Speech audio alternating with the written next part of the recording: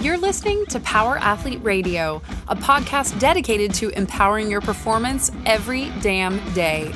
Join former NFL pro and Power Athlete founder John Welborn as he dissects the greatest minds in strength, conditioning, and more. So whether your goal is to be the hammer, destroy mediocrity, or simply move the dirt, you've come to the right place. Now with the warm-up done, let the gains begin. Your hypertrophy training is only as good as your recovery. Yeah. So if your appetite is an issue in getting nutrients in, then that 45 minutes to an hour or however long it takes you to train shouldn't take you that long. But if you can't get nutrients in to accommodate for that stress you put on your body, your hypertrophy training is no good. Yeah. Because you can't recover from the bouts of activity and you can't come back to fight another day. One of the levers that I didn't pull that I needed to was intra-workout nutrition. Right. That was something I actually rapped with Paul Carter about this. I'm like, do you really think it moves the needle? He's like, 100% it does, especially if in your caloric restriction. If you're in a situation where you're, training 45, 60 minutes, like having some carbs inter-workout ends up kind of helping a ton, and it actually helps with some pumps. Did you ever do like the Cuban athletic program and drink like a Coca-Cola on the field? No. Just to get some sugar in you or anything like that? No, you ever play around with like Vitargo or like I played around a lot with Vitargo. Yeah. So back in the day, the bodybuilders I was training with were taking this thing called the kitchen sink. They were using insulin, and they would use, I think it was Lantus, which is the longer acting, but then they would use a short acting before. And then once they got done with the training, they would go do this, take this shake that had 300 or 500 grams of carbohydrate with Vitargo. Whoa. They would add protein. They would just dump everything they could. They had these these protein shakes that came in test tubes. They would just dump everything in. It was called the kitchen sink. And then they would consume this shake that was 1,000 calories. And then these dudes would literally, I just watched them go, and they would just blow the fuck up. They would I couldn't believe it. They looked like they were going to explode. Yeah. And I was like, man, what's this Vitargo stuff? And that was kind of how I got in the Swedish waxy maize. But I used Vitargo in a small bolus in my pre and post workout, and then we'd use it as some intra-workout. I never really noticed the intra-workout stuff. But when I was rapping with Paul Carter about this. He's like, yeah, the intra-workout stuff really only becomes apparent when you're in caloric restriction. Right. And he goes, in being able to partition, he's real big on because I hit him up when I was having some trouble sleeping, and he's like, moving and Parsley had talked about moving carbs to before bed as a way to kind of control cortisol and relax the nervous system. He's like, yeah, 100%. Like your biggest carb meal should be, you should have carbs pre, during, post, and then your biggest carb meal should be at night. So I think it ended up working because it ended up kind of blunting the cortisol and actually helping me sleep a little bit. I just think once I got too deep in the caloric restriction, it was 4 hours and I was like a shotgun out of bed. Yeah, for me, especially during jiu-jitsu, because those training sessions can be at minimum 2 hours long. Let's say it's 30 to 45 minutes of drilling, and then it's a partial sparring and then the sparring. I would have some honey dissolved in water or just some kind of sugar on hand.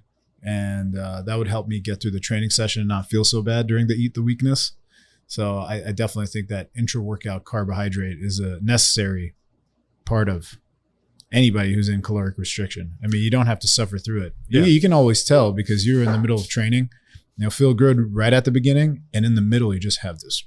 The bonk. And you just can't think anymore. And it has nothing to do with how heavy you're breathing. It has all to do with just not having available energy. And you guys do long training sessions. Yeah. I mean, going in at, an hour, an hour training session, let's say you go in at 6:30 in the morning, you're done by 7:30. When you guys do your comp stuff, I mean, it's pretty fast paced and it's in excess of 2 hours. Yeah. So, I mean, that's pretty good. But yeah, the hypertrophy stuff is fascinating in that almost what you're talking about, being able to test to see if it's going in the right direction, because if it's going in the wrong direction, you got to make a fucking a U-turn. Yeah. I remember years ago when we did the 22 Jack Street thing, I ended up putting on 6-7 pounds of muscle, but I ended up spending the first 12 weeks trying to literally get as big and strong as I could. So we weighed in, and then it was 22 weeks. I'm like, I only need 10, 12 weeks to cut. Everybody else was kind of aggressive for 22. I spent that. So I think I was able to put on some muscle. Then once I got into the cut, it was a lot easier.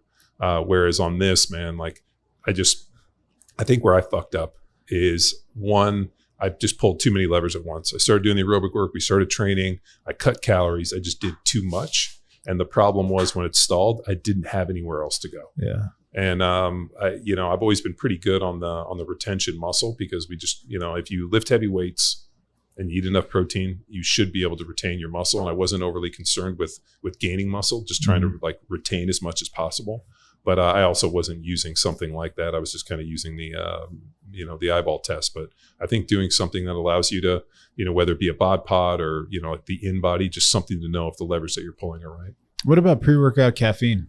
Because that's like a go-to for everybody, right? It's like you go to the gym, what pre-workout do you use? I think the people that don't do that are psychopaths.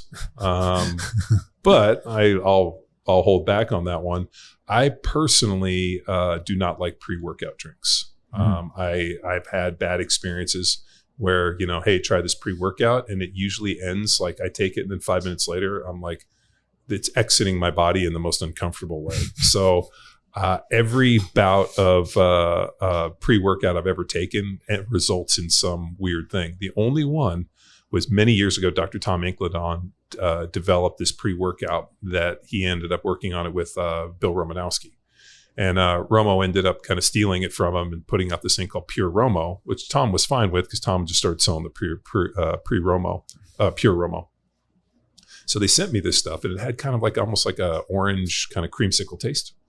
And I remember the first time I took it, they were like, Tom's like, take a scoop. Fucking scoops for pussies, right? Right. So I took 3. All of a sudden, typical John fashion. It's like, dude, if you take 2, I'll take 3, right? Yeah. I felt like I could see sounds.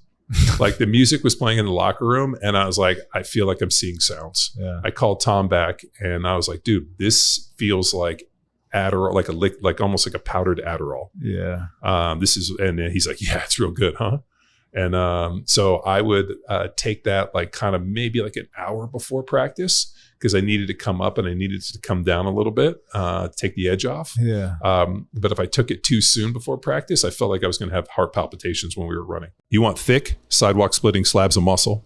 You want to walk into any room and turn heads like gravity just shifted? Then you need Jack Street. The same battle-tested methods I learned from over a decade in the NFL. Claim your 7-day free trial at powerathletehq.com/Jackstreet and let the gains begin.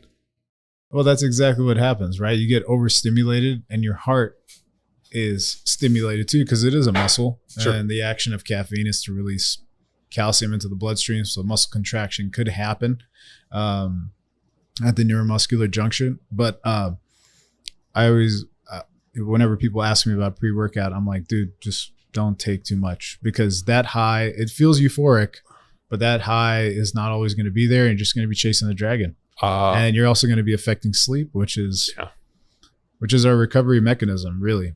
The pre-workout before the gym, I'm a little bit more lenient on. Like, if you want to do it, you need it. Like I drink coffee. Right. I try to drink like 2, you're going to laugh at this. So I do 3 double espressos in the morning, and I do that twice a day. So European of you. Yeah, very well. I am. I'm very bougie in that way. The pre-workout I tend to avoid, but I drink coffee. And if I'm feeling a little tired, I'll go get a coffee. I go by Summer Moon and pick something up. One of the non-negotiables for me is no coffee and no pre-workout or anything before jits. Right. And the reason being is I've been in class with dudes that have taken pre-workout, and I've seen the look on their face when we start cooking them, and they can't handle it because they can't relax. Like all of a sudden they're super spazzy, and then all of a sudden you like smother choke, or you start like fucking just holding them down or making it uncomfortable, and you can see them starting to cook. I think Jesse on Fire takes a bunch of pre-workouts and I know he gets super fucking lit up, and I just think it's fucking dangerous. Yeah. I mean, like you said, the relaxation is a big part of not just jiu-jitsu, but also in general athletics, being able to fire, relax, Task-specific tension. So if you are unable to relax and just see things as for what they are, then you're going to be less athletic, because you're not going to make the right decision when the time comes. Yeah.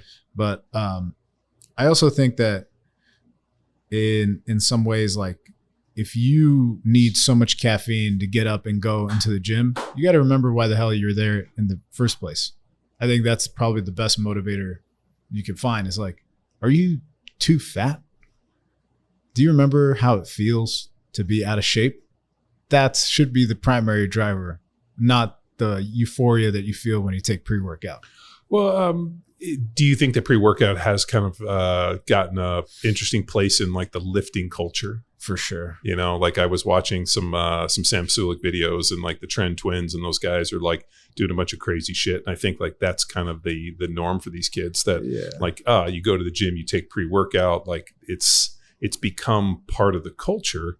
Whereas like kind of like wearing headphones, like last time I went to a commercial gym, I was kind of a little amazed because every single person was wearing headphones. Everybody, like to the point where I was like, I thought they probably looked at me like I was a psycho because I wasn't wearing headphones, and I don't like wearing headphones at the gym. And I'm not like you. I like pre-workout. I'm very picky about the ones I choose because I understand like what's your weapon of choice? Knox Explode Butthole 9000. No. Explode my butthole 9000. No Explode was back when I was like 18 years old. It was really popular. Mm-hmm. But now I like Transparent Labs, pretty good. What else? I don't really go for anything else. Anything that's like third party tested, I go for it. I think there was this one called Caged Muscle. That was a nice one. Yeah. Because it was like USADA approved or something like that. But I just started going to the just online to go look for other pre-workouts, and I just see the milligrams of caffeine go up and up and up. And now they're offering like 450 milligram. Is caffeine the major driver in pre-workouts? Absolutely. So I'd say it's probably caffeine, and then the other ingredient that gives you the pump is the citrulline malate. Yeah. Which definitely works, and then the beta alanine for the acid buffering. But for sure, it's the primary driver is going to be the stimulant. Well, back in the day, it used to be ephedrine. Right. And I don't think they put that in anymore. No, they did. It was ephedrine, and then they moved on. And then Jack 3D, do you remember that one? That one had DMAA in it.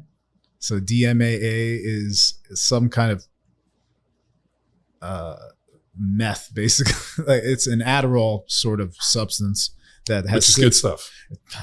Feels great, yeah. But then you would crash super hard. You take two scoops of Jack, and then you're just like, oh. I told you during my NFL career when I broke my leg, so I broke my leg. They cast me 5 days. 3 weeks later, I played, and they gave me too many Darbacets. Like my leg was hurt, and they gave me all these painkillers. They tore it all shot, and I was kind of sitting on the bench, and our psychiatrist walked over, and I was kind of like blowing bubbles out of my mouth. He's like, "You all right?" I'm like, man, I feel real tired. He's like, hold on. He came back and he gave me Adderall. And then I realized the magic of like a painkiller and Adderall. You're like, I'm going to fucking kill somebody with these hands. Like this is incredible. This is like I turned my body into a rubber mallet. So ready for murder. Oh, dude. Yeah. It was like, I can see laser beams. And that was a great day. And I realized at that point that if you really want to play pro football, that's a cocktail to get you out there. Yeah. Well, that brings me to the next point, which is, okay, you got your pre-workout in, you're fired up to go to the gym.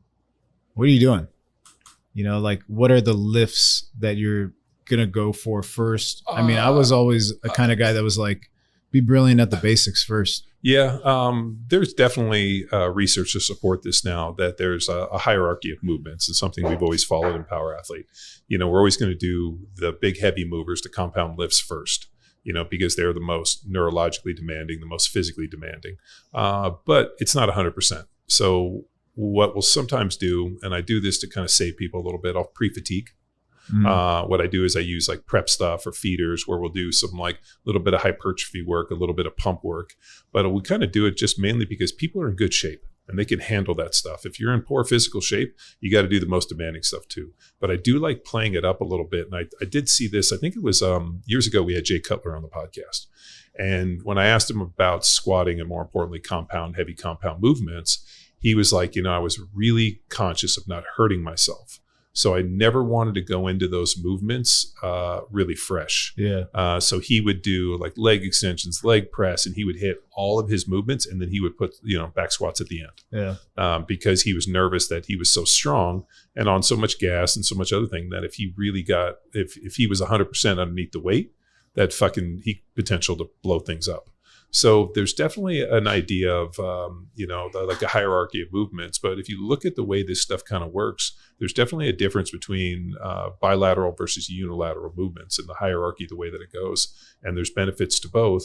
But I think the way that we've played it is that if you use the big heavy movers, like a compound movement, like let's use a squat, for example, and then you go, to let's say a Bulgarian split squat and that type of movement, you've activated and got everything pointed in the right direction. And we also know that like 3 degrees of a different move, of a movement changes the muscle exposure. So there definitely is a hierarchy of movements, but like at the end of the day, it doesn't have to be overly complex. Right. It doesn't have to be, undulating periodization and all this. There's a lot of these terms, but for the most part, I think that if you major in the basics and you get really good at the basics and then add in enough kind of like unilateral accessory, I think you get really, really far. Yeah. The one thing that I did take away from that Jay Cutler podcast is he did 4 sets of 10 and did the same workout. He didn't really change his workouts. Like here was his plan. Everything was 4 sets of 10. And he kind of figured out like what the volume he could handle, but he was a big volume guy. Yeah. Whereas you look at like a Dorian Yates, for example, Yates was a big intensity guy, kind of lower volume, high intensity. Jay was more of a 4 sets of 10, 80% guy. Yeah. And, but there's both guys that, both won Mr. Olympias. So going back to the compound lifts, it's interesting how people don't view leg extensions or calf raises as being activation exercises. They're not necessarily, you'll see different variations of those things during corrective exercise like you do at a PT office, right? But a leg extension is a quad activation exercise if you put it before the squat. We're getting all those muscles activated and ready to do the majors, which is going to be the front squat or back squat or whatever variation you're going to hit. So Arash has had knee injuries and knee issues like I have. I think if you play, judo and the sports that we've done, that tends to be one of the things. And I've kind of noticed, especially in like the hierarchy of professional athletes, guys either end up with one or two things. And I don't know why, but like it's very rare to see somebody that has like a ton of back injuries and knee injuries. Guys are either knee guys or they're back guys. And like I was, ended up with knee stuff, and I've never had any back injuries. Kyle Turley never had a knee, but it was back. But what's pretty interesting is, when you have some knee injuries, they talk a lot about open chain versus closed chain movements. Open chain movement where the foot is not fixed, like a leg extension, bad for the knee. Closed chain movement, like where your foot is planted, a squat, good for the knee or leg press. So I never did any open chain movements, and it's very hard to train a hamstring, like almost like a contraction, like a bicep with, so you have to do like, hips up and then be able to pull the feet underneath with the feet are fixed, like we do with the, Sornex roller. Yeah. But I would do, fair decent amount of like, hamstring curls and seated hamstring curls, but I was very cognizant, but I never did leg extensions. And I never did them. I just never did them because they were, if you ever talk to anybody, it's the single worst thing you can do. They say patellofemoral forces and, the angle of the leg extension. But since I've been doing them, my knee has never felt better. Well, I found butterfly guard. I found the machine. Butterfly. Yeah. So I bought that leg extension, and the reason I liked it was that I was able to change the back angle and lean back and get into a better position. Every leg extension that I ever sat in, one, I felt that like it was too upright this way, and also they weren't built for tall people. So I couldn't get my knee all the way back, and I felt like my knee, like where the pivot was my knee was too far forward, and I couldn't get back. So what I liked about the machine that I bought, and the reason I bought it, was one, I could adjust the back angle this way, and I could scoot my butt back as far as I wanted to kind of find the most stable position for my knee. And then instead of using just weight, I hooked up the band tension so that I had to drive through the bands, and I could control kind of like the power band, like the strength curve. Yeah. And that machine specifically, I think, is really good if you have knee injury. The way that we do it, I think, has allowed me to do leg extensions, and I don't have any ill effects from it. Kind of the way like Platz would do knee extensions, right? Yeah. He would do it lean back and kind of get into the hip flexor a little bit more. Yeah, there was, I don't remember if it was an article or if it was some research that talked about like the best way to activate the rectus femoris in a leg extension looked like laying flat. Which is, that's how, like with Tom Platz, where he would lean way, way back. But I like that back angle, that I can lean back and I can scoot my butt and get my knee really tight to that kind of that pivot. Yeah. Every one I felt pushed me forward, which created a really weird kind of torquing feeling in my knee that I did not like, and actually felt like it made tendonitis worse. Right. Whereas the machine that we have up at Power Athlete, I think, is very specific. That's one nice thing about owning your own gym, right? Like all of the equipment I have is equipment that I specifically have used, and I was like, oh, I like that one piece. And then you add it like our Matrix glute machine, I mean the reverse hyper, I mean everything. Project Ass Mass. Yeah. Well, like even the GHD from Rogue is a fucking tank. That thing is so nice and so big. I use that thing all the time. Yeah, I can't say enough good things about that Rogue GHD. Yeah. How much volume is enough? That's pretty interesting. I have, there's two schools of thought here. And what I've realized just in the feedback on the training programs, a lot of people that don't understand relative intensity and aren't used to pushing themselves, the way that they tend to get mass or tend to do hypertrophy is just through junk volume.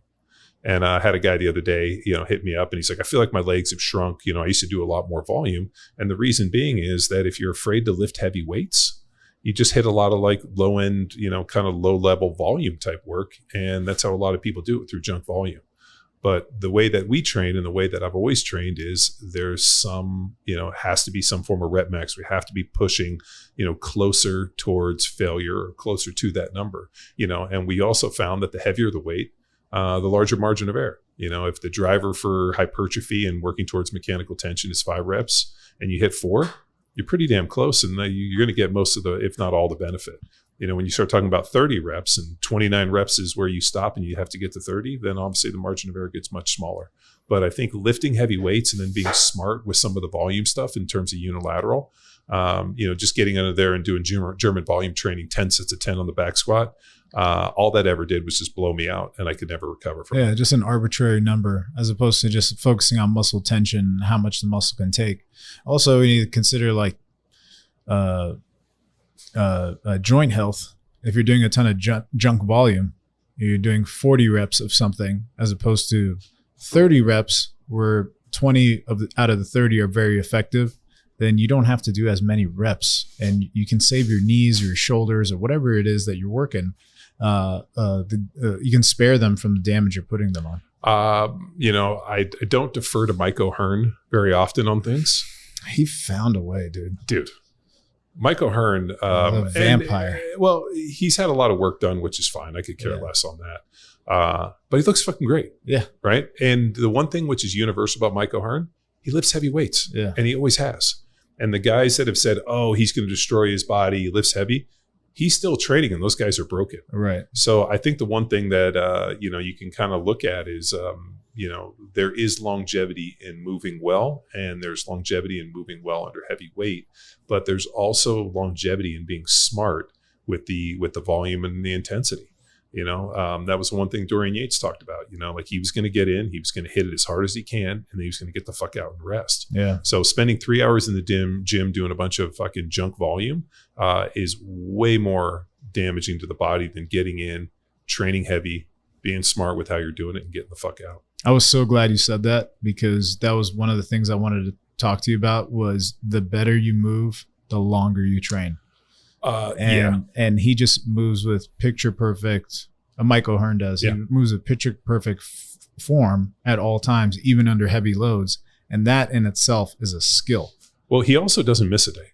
Right. Like, I don't think he's ever missed a workout. Right. Even when he had a kid, he didn't miss a workout. He also trains, I think, at like 4 a.m. He's got a group that he goes and trains at Gold's. What's his name? The punter from the Giants. We had him on the podcast. Heath? No. It'll come to me in a second. Steve Weatherford. Okay. Steve Weatherford was training with those guys, and he came in town. He's like, hey man, you should come up to, it's when I was in Orange County. He's like, hey, you should come up and meet us at Gold's at 4 a.m. Venice Gold. And I'm like, dude, I live in Newport Beach. That means I'd have to leave at 2:30 in the morning or 2, like to be there at 4, like to be at the Venice Golds, I'd have to go stay at my mom's house, like, and so, but like O'Hearn doesn't miss a workout. I don't think he misses a meal.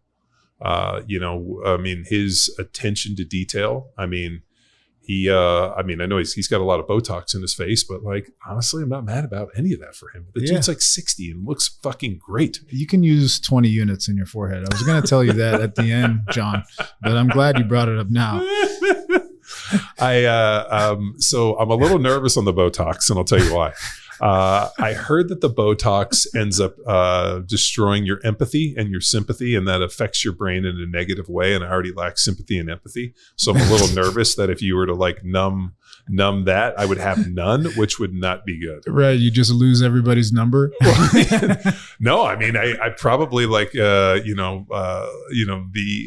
the hilarious part was I'm sure I'm going to end up in marriage counseling here pretty soon. Coming off the 16 weeks of Eat the Weakness, my wife was like, we probably need to go like have like some counseling. And it stemmed from the fact that this happened twice.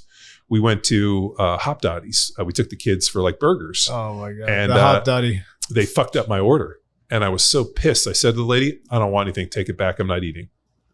And I just didn't eat. Oh, wow. And Kate was like, and then we went somewhere else and they fucked up my order. And I told the lady, I was like, just take it. I don't want anything. Take it off the bill. I'm not going to fucking eat. And so Kate was like, you are a complete psycho.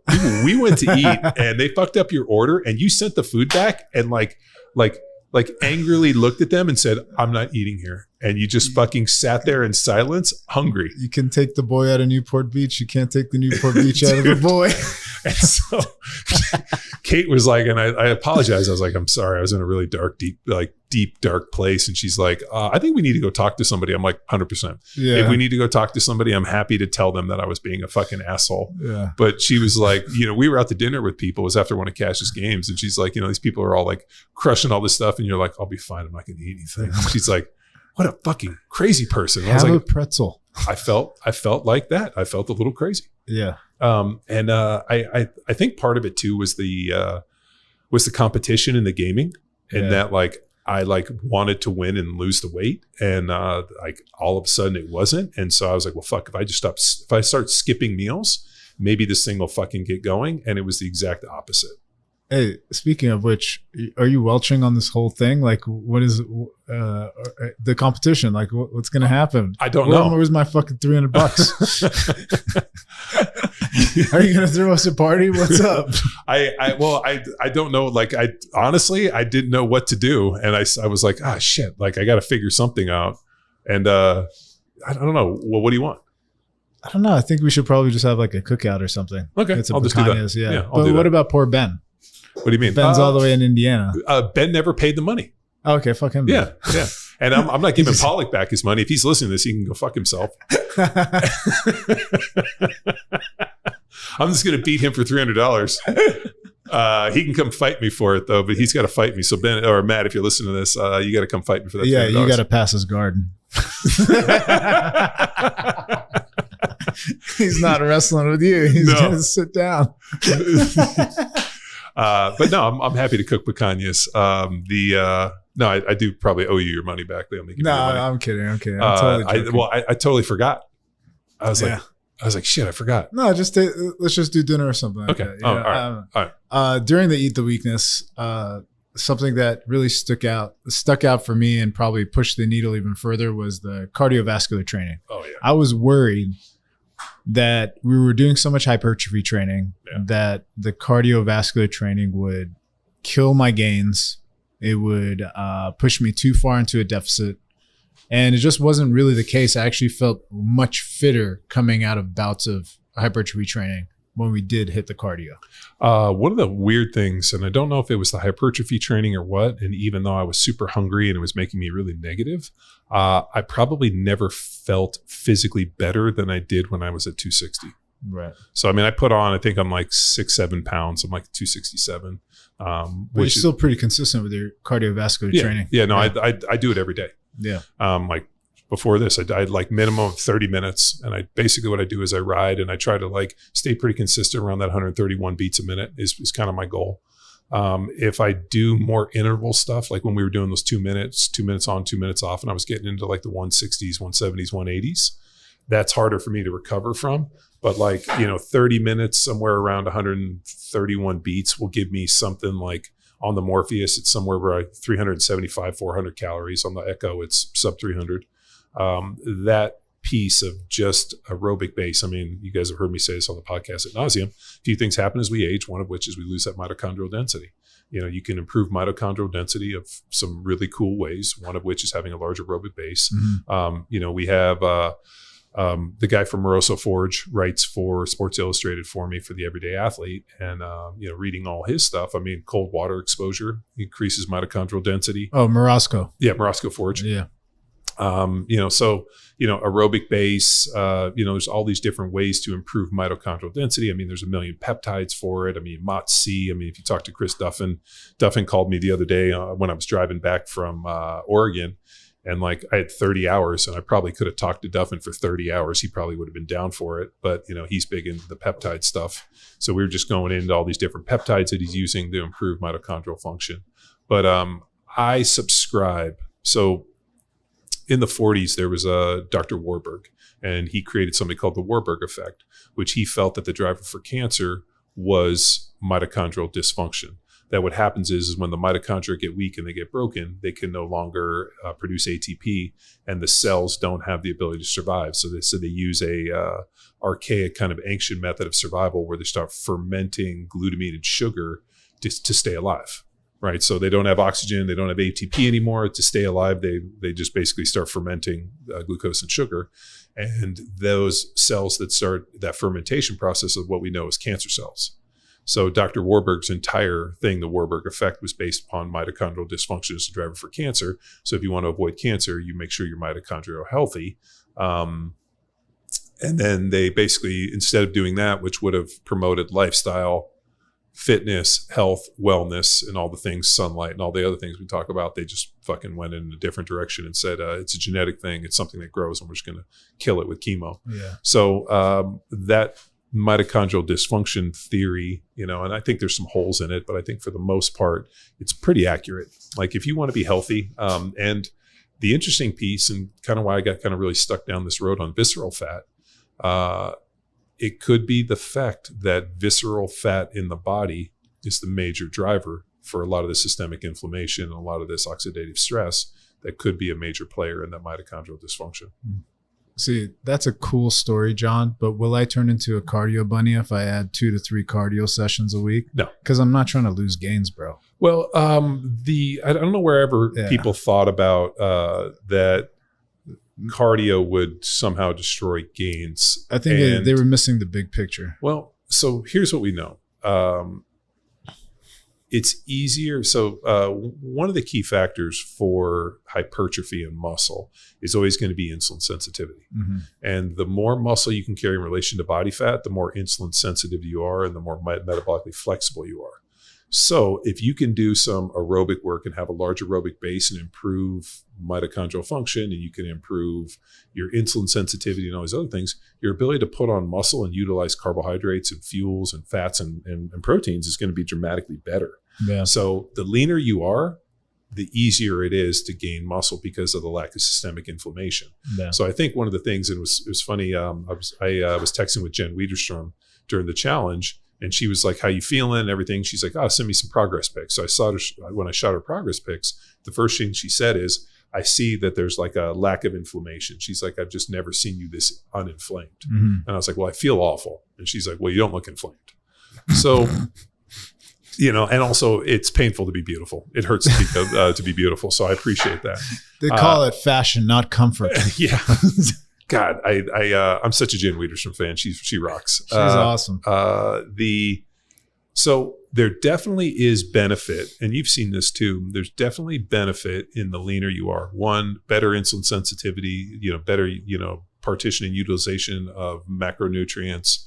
Hypertrophy is better because you have less systemic inflammation. You feel better when you wake up. Your sleep is better because of lack of sleep apnea and this. I mean, ideally, if you can live your life somewhere around 10, 12% body fat, you're going to be dramatically healthier. Right. And, now if that we've kind of got into this visceral fat thing. It could be the fact that, let's say you go and you get an MRI in your abdomen and you see where your visceral fat levels are, and you're able to kind of move that needle. And then, something like Sabine does with the microbiome test to see whether or not, your diversity score and bifidobacteria and some of these other things are this. And I think, blood work is great because it's a snapshot. You can look at hormones and you kind of understand. But I think for a holistic health approach, probably getting your blood work done, figuring out where your A1C is, how your body's using all this stuff, probably getting that MRI of the abdomen to understand, not only fat around the heart for visceral fat around the organs, but also fat in the muscle. And then, something on the back end with the microbiome. I think that to me is probably about as good as we could do. But I think just for a snapshot of health, and really to know where somebody is that visceral fat. Yeah. So I guess I have a couple more. Yeah, bang on. Let's go. Yeah. What about progressive overload? Progressive overload is a non-negotiable. And if you're going to lift weights and not use progressive overload, I think you're leaving a lot of gains on the table, especially for hypertrophy and strength. Now, when people think about progressive overload, with Bedrock, for example, the beginner program we use progressive overload with weight. Every time you come in the gym, we're going to ask you to add weight to the bar. Now, for a more intermediate advanced athlete, that's not realistic. So we use progressive overload in a few different ways. We look at progressive overload not only like in weight, like we talked about with Bedrock, but we also look at it as reps and sets and volume and how you're able to do it. So let's say you bench, 315 pounds and you come in and instead of adding weight to the bar, you add a rep. That's progressive overload. So in all the programs, I've always asked people, we'll start at one place. And as we get into this thing, I'll ask them like, hey, I want you to handle the same weight, but this time I want you to fight for an extra rep. Yeah. And I'll use things like rest pause. Like, hey, I want you to get as many reps as you can. I want you to put it up for 30 to 45 seconds. And I want you to try to get one, two or more. And if you hit a certain amount, then we're going to add weight to the bar and we're going to start this fight over again. Yeah. So I think, there's a direct relationship between strength and hypertrophy. If you're not getting stronger, there's a good chance that you're not putting on muscle. So how do you know you get stronger? Progressive overload is the canary in the coal mine for that. Right. If you find yourself and everything's tanking, there's a good chance that you're not putting on muscle. But also the other one I think people are a little confused on is like, how much muscle can you really put on in a single training session? Right. They're like a few grams. It's such a small amount of muscle. If like over the course of a year, you put on 6 pounds of muscle, for an advanced athlete, that's incredible. And you think about that would be 0.5 pound a month. What does that break down into a week? What does that break down into a day? You're talking like a few grams at a point. So I think people think like all of a sudden I'm going to like do something. I'm going to go to bed. I'm going to put on a pound of muscle. A pound of muscle is extremely impactful. And I think what also is people don't give themselves a long time. A period of time, right? Yeah. I've spent 35 plus years trying to put on as much muscle as I can. And what's kind of funny is once you do, it becomes kind of sticky. Mm-hmm. And that was another comment I talked to Paul Carter about. He's like, yeah, if you've fought for muscle for your entire life and all of a sudden, for 30 plus years, you've trained for it, it's not that easy to get rid of it. It becomes very sticky. The problem is when guys take a bunch of drugs or they start training and they're relatively new in their deal, all of a sudden they miss a few training sessions and they feel like they go away. I don't train for a week and all of a sudden come back and it feels like I didn't miss anything. But I also spent an entire lifetime building a large base for this stuff. Right. I think more 19-year-olds going into their sophomore year in college need to hear that because they get disappointed. They get disappointed if they don't gain 10 pounds of muscle in 1 year. But the problem is YouTube, and you have guys like as successful as Chris Bumstead has been for bodybuilding. I mean, the guy looks phenomenal. I can't say a negative for him.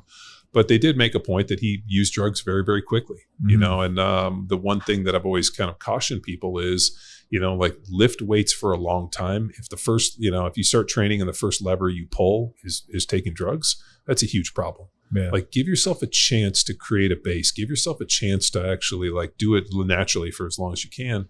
And one of the comments I heard with Chris was that he basically started training and used drugs really quick. I mean, the guy, it worked for him.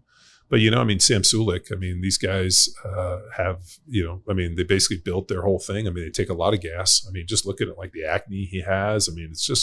It's pretty gnarly to see it. But, what would those guys look better? Would they look different? I don't know. Would they be more successful? I doubt it. Those guys have crushed it. But what they've made it very, very in fashion to take a ton of drugs. And it's kind of wild. Like if you look up anything that looks like performance enhancing on like Reddit and this, like the majority of people that are doing these crazy fucking cycles. And I see it like on Instagram. There's a guy that like kind of evaluates people's cycles. And like I was like kind of going through it, and I'm like looking at these, and he's like, this guy is like, 17 years old, and he's taking all this. And I'm thinking to myself, fuck, dude, 17 years old? Like that is so fucking young. It's 19 so years wild old. just to see it out in the open too. Because I remember even when I started lifting weights, I thought Jay Cutler was natural. I thought he took Muscle Tech. I did too. I thought it was Muscle Tech that got him that big.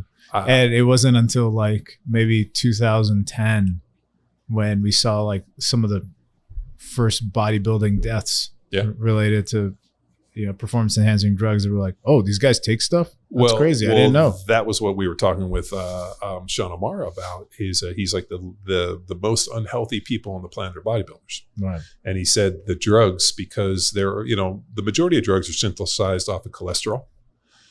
So because the cholesterol gets really fucking weird, it gets high, it gets low, some does this, and it's messing with all these things. And like, these guys are, eating in caloric surplus. They're, taking drugs to basically do this. And he goes, a lot of the bodybuilders, the reason you see a lot of distended guts and a lot of like just crazy stuff from a lot of death is because of the visceral fat that they're packing around their organs, which is the most dangerous stuff you could do. Yeah. So he talked about, I think it was Sean O'Mara mentioned Chase Irons, who, I don't know, he's got a big YouTube page. He said he evaluated him, and he's like, dude, like guys of this age should not have this level of visceral fat. So visceral fat being a major driver. But, I'm kind of interested to get that scan done and then see kind of where I'm at. And then more importantly, see what levers he pulls. Right. It's pretty interesting as you get older, like the mortality of this thing is pretty interesting, right? It's true. Yeah, it's true. Right. Like, but then also this is another weird one. As you get older, you start to see this massive divide between the people that took care of themselves in their 20s, 30s, and 40s and the people that haven't. Like I run into people all the time, and they'll tell me their age, and I'm like, fuck, dude, I thought this guy was 10 years older than me. You see those old school photos of people in their 40s, like maybe the old photos of the 50s and 60s, and when drinking and smoking was in mode, right? Yeah. And they just drank and smoked their whole life, went to their office, worked, and came back, and it's like picture of a guy at 45 in New York, and he just looks like a 70-year-old dude. Yeah. Yeah. No, dude. So Wolford Brimley was, in Cocoon. Those people were in their 50s. That's crazy. Like Wolford Brimley was in his 50s. And I saw the picture of like Wolford Brimley in his 50s and Tom Cruise in his 50s, and this dude's in Cocoon and this guy's not. Like it's pretty fascinating. And also with like social media and Facebook, like seeing people that I went to school with or I grew up with, or people that I graduated with, and you see them now, and like a lot of them like look really good. Other people might as well be 400 years old. Right. So I think the idea, or a great indicator of whether or not you're on the right track, is how well you're aging. But I also think genetics have a place in that as well. Yeah. I remember my grandparents who like looked. It's kind of funny. I joke with my mom about this. I was like, man, how old were, my grandparents when, and we kind of looked back and like, they were in their like late 50s, early 60s. I thought they were like 100 years old. Yeah. They were wearing polyester. My grandmother had blue hair. They drove shitty fucking Chevy Citations. They wore all these like, they sat around and like retired at 50 and then sat around and would have people come visit and have like fucking pound cake or something. Yeah. Like they didn't exercise. Like the only exercise like I think they did is like, if my grandfather went and played golf, like walking around a golf course is not fucking exercise to me. Pickleball. Pickleball's good. Yeah. But the interesting thing, and you'll see this, Arash, as you age and as and the people around you, you'll see that the people that make health a priority age at a slower rate. The other thing you're going to see is people that are obese will age at a much faster rate. Right. The oxidative stress associated with it just increases aging. But also the other one too is big dogs don't live as long as little dogs. It's very rare to meet a fucking 90-year-old dude that's 6'5". Noah's gonna outlive us. Yeah. Everybody that's fucking old is little. Yeah. Like you meet like these old little men. Like I'm like, dude, where's the 6'5", 90-year-old? Those guys don't exist. I'm gonna hug you closely, John.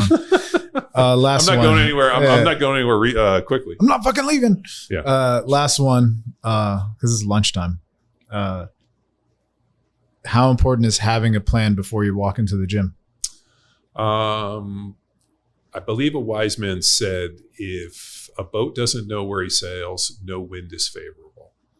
And I feel the same for training, that if you don't have a plan, you don't really have a way to mark progress. So like if I put a plan of attack in place and I know what I'm trying to do, and there's limitations on our training programs. Like we put out a week at a time. And the reason we do that is because it causes anxiety for people to see the whole training program. Mm-hmm. But I like to know what I'm doing in week 1. I want to know what I'm doing in week 6. I want to see the progression. I want to know where I'm going. I like to look at the macro so I can understand the micro. But I also know what I'm training for. That's a big question. And I remember for Power Athlete, our tagline for years is, what are you training for? And it was a question I would ask people constantly when they would start talking to me about training, especially when we go teach across the football seminars. I'd have guys come over and they would wait. And they'd come over and they'd give me these secret squirrel plans. I'm going to do this and this and this and this. And they were talking about all these things. And I'd just stop and be like, why? Yeah. What are you training for? Like, what's the intended outcome? If we use the SAID principle, specific adaptation to impose demands, that means we're reverse engineering for something. What are we solving for? What are you trying to do? And if you tell me what the intended outcome and what you're trying to solve for, I can create the equation to get you there, but I have to know. And if you don't know what you're training for, then we're just getting sweaty and we're just doing fitness. And if that's the case, let's just have fun. Since Philippe ended up kind of getting in a little bit of hot water with IBJJF and had his suspension, we just kind of went and just did some bodybuilding stuff, right? Yeah. And I knew he was training, he wasn't competing. VH was, didn't really have any major events on the horizon. I mean, obviously he had CGI, but he was a wild card pulled into that. Mm-hmm. And so we just really haven't had any ADCC, like something big to train for since that kind of ended in 2024. Mm-hmm. So, and then Philippe gets into his deal. And so we just really haven't had anything massive to train for. And I actually said to him, I can't wait for you to clear this thing up so we can actually put like a training plan together and start doing more athletic training. I like to start moving. I want to start doing more, just doing some classic kind of like base level bodybuilding, fitness, GPP stuff. Like it's fine, but like I want to do some more advanced training. I want to get back fucking into it. Yeah. And that really comes down to like what the need is and like what you're trying to do and who you are and like how we want to use it. So at the end of the day, what are you training for? Yeah. I think that's good, John. What do you think? I think it's good. I'm happy to stop there, but I know we got more questions to ask, so maybe we can pick those up on another podcast. We can make a series out of this. Please. Awesome. It's my joy and pleasure to be in front of John Wellborn. Well, I also, it was kind of funny. I sent you guys today that it's the tricep that gives appearance of a big arm. It's not the bicep. It's the tricep. So we got to do a little more tricep. I was telling Philippe yesterday. We need more tricep. I can't wait to see you back on the mats, my man. I know. I'm excited to come back. So Thanks for having me. All right. Thanks for tuning in to another episode of Power Athlete Radio. See ya. This episode of Power Athlete Radio is powered by Train Heroic, the most immersive strength training app experience on the market. We've built an online training business by partnering with Train Heroic to deliver all of our world-class training programs like Jack Street, Hammer, Field Strong, and Grindstone. To learn which Power Athlete training program best suits your goals, head to powerathletehq.com/training. And if you're a coach looking to build a business with the best training tech in the business, head to trainheroic.com/powerathletehq. And now back to the show. Hey there, Power Athlete Nation. Big shout out to all the heavy hitters who stuck around till the final whistle. If you've been soaking in the knowledge bombs and epic tales we've been dropping for free, here's your chance to be a game changer. Swing by ko-fi.com/powerathlete and toss a few bucks our way to keep the podcast fueled and firing on all cylinders. That's ko-fi.com/powerathlete. Your support makes a difference. See ya.